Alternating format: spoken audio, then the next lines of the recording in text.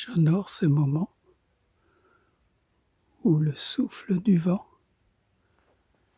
joue à l'aventure dans mon corps, comme il joue à l'aventure dans les nuages, comme il joue à l'aventure dans la respiration.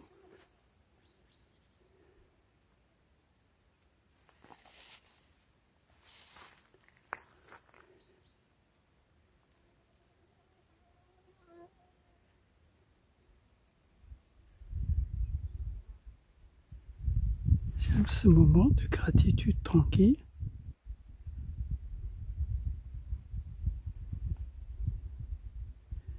Qui s'inscrit dans le souvenir sain de ma présence, comme quelque chose de continu,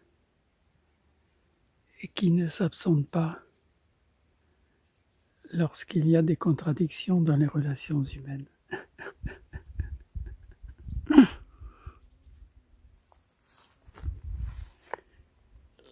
Lorsqu'on vit au niveau des contradictions, c'est un peu vouloir démêler tous ces fils en se servant de sa pensée conceptuelle, sa pensée mentale, en se servant de l'outil de la pensée.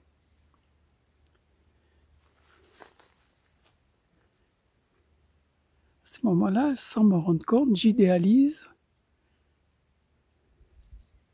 mon imaginaire.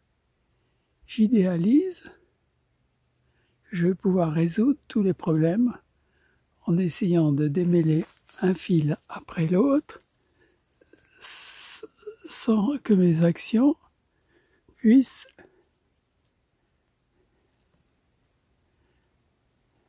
dérégler le mouvement de la vie. Et automatiquement, hop,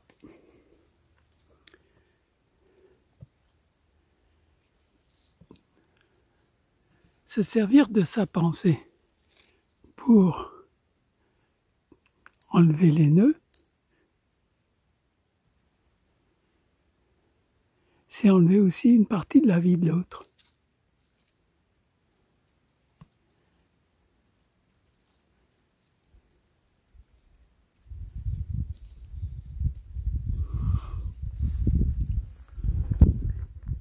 Il est extraordinaire que tous les conflits humains viennent uniquement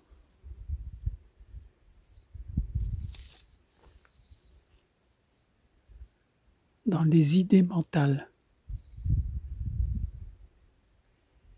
Et rien n'est fait pour devenir la sève qui est présente partout, à tous les niveaux de la vie, de la forme.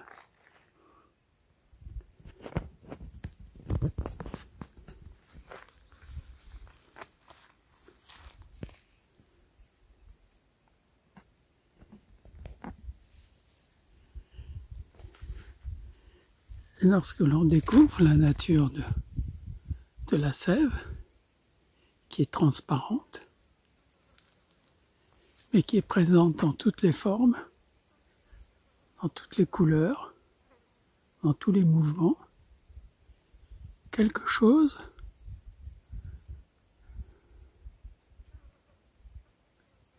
de la transparence immaculée s'installe dans notre esprit. Nous ne nous absentons pas de cette transparence, mais on voit apparaître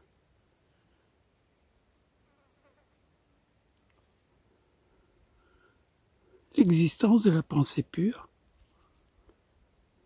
avant qu'il y ait une forme, avant qu'il y ait une idée mentale, avant qu'il y ait un raisonnement.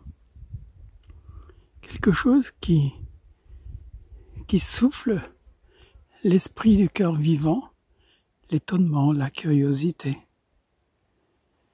le miracle de la vie. Et si cela n'existait pas, nous n'existerions pas. Pas de planète, pas de galaxie, rien.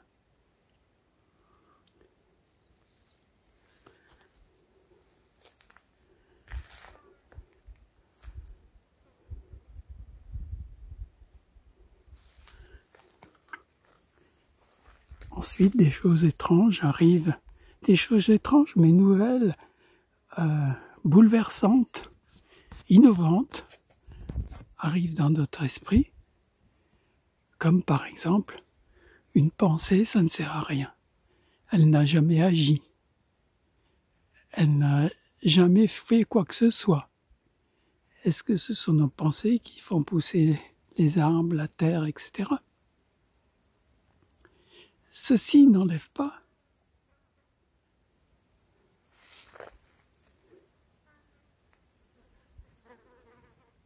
l'idée mentale, l'imaginaire pur, de voir naître les pensées et d'avoir des pensées créatrices, créatives, innovantes, pour découvrir combien notre présence est absolument prodigieuse.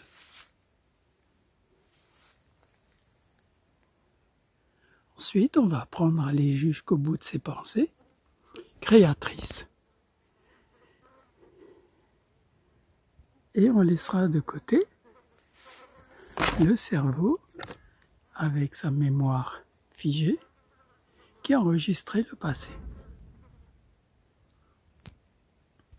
On sera toujours à la naissance de la feuille, la naissance du mouvement de la vie. Les pensées d'hier, de demain, perdront leur nature de seule véracité, pouvant me définir, pouvant faire que ma présence spirituelle soit effacée par ces monticules, cette mémoire morte du passé qui n'est plus. On sort de ce labyrinthe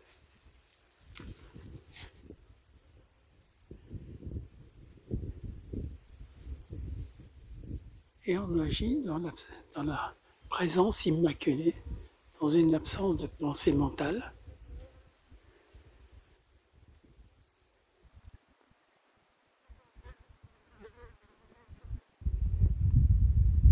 Je suis aussi tellement enthousiaste de parcourir ces chemins.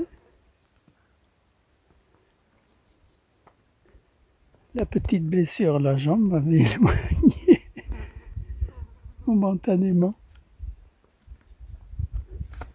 de cette nature sauvage, indomptable, vraie, authentique, émouvante, bouleversante de vie. Merci, David.